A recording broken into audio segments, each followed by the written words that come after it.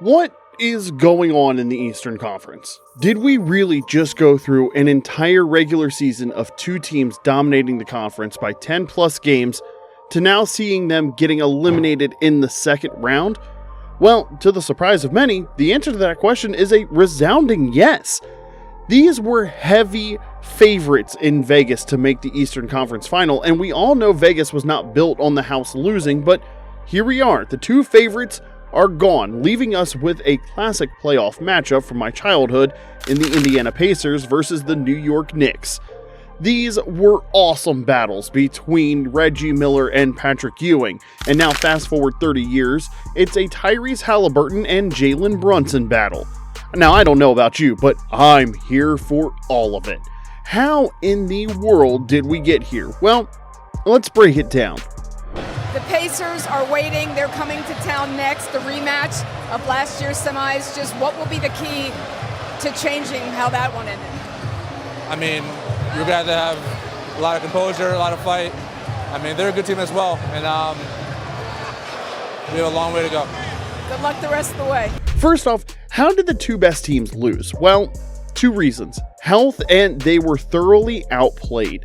The Cavs were decimated by injury. Darius Garland didn't even start the series. Evan Mobley and DeAndre Hunter were both injured in game 2. So you take away 3 of the top 5 players of any team away, and they are going to lose, flat out. So given that, the Cavs put up a good fight, besides game 4, but they were just playing a much better team. I don't think if 100% healthy, the Cavs would have won this series anyway with how killer the Pacers have been playing, but I digress.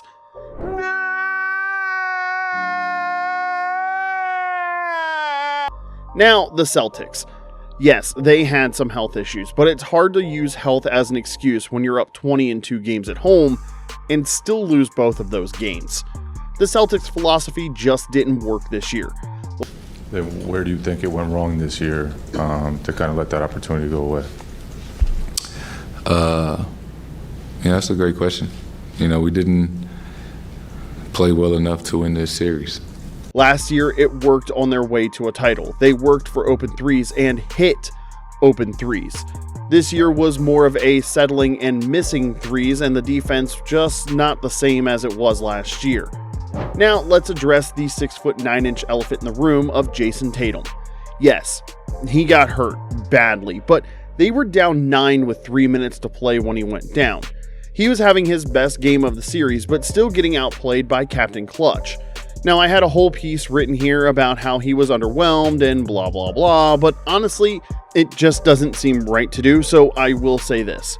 I'm very hopeful that Jason Tatum gets back to his current or even better self, and we can save that deep talk for then, but for now, I'm just hoping for a good and speedy recovery. We're not going to kick a man while he's down. Now, let's get to the surprise Eastern Conference matchup. This is going to be a battle. Nice. Two completely different teams. Indiana plays fast, aggressive, and has a deep bench. The Knicks play slow, methodical, and play 5 guys 40 plus minutes a game. The Pacers play a pass-happy, cut-and-move style offense, while New York has one of the best one-on-one players alive in Jalen Brunson and want him to make most of the decisions. Indiana presses and plays defense around speed and length, and New York's defense is all about being stronger and tougher than you. This really couldn't be more of an opposites matchup. The two things we know about winning the NBA title is 1, experience matters. Both of these teams have had the scars. They've had their hearts broken, and they've all been in these high-stake games before, so that's pretty even. And number 2, you need a super duper star. Now, I love Tyrese Halliburton and Jalen Brunson.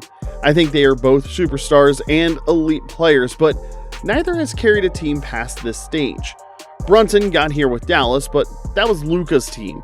Halliburton got here last year, but injuries kept him out of the series. So whoever takes that next step and puts their name up there with Luka, Jokic, and Giannis will win this series. They both have the abilities and team to take that step, but the question is, who will? Now, I don't know about you, but I am excited to see how this plays out. The drama, the history, the conflicting styles, and the star power. This is going to be a series for the ages. My pick, you ask? Well, For me, it's really hard to pick against Jalen Captain Clutch Brunson, but I think how the Pacers are playing right now will be too much for the Knicks. I'm going Pacers in 7. Now, do you want to know what Eastern Conference team is stuck between a rock and a hard place and have the most important offseason in franchise history coming? Check out my video on what the Bucks are to do now. Make sure you like and subscribe. It's a free way to help out this channel growing, and it helps us bring you content like this every single week. Thanks for watching, and we'll see you next time.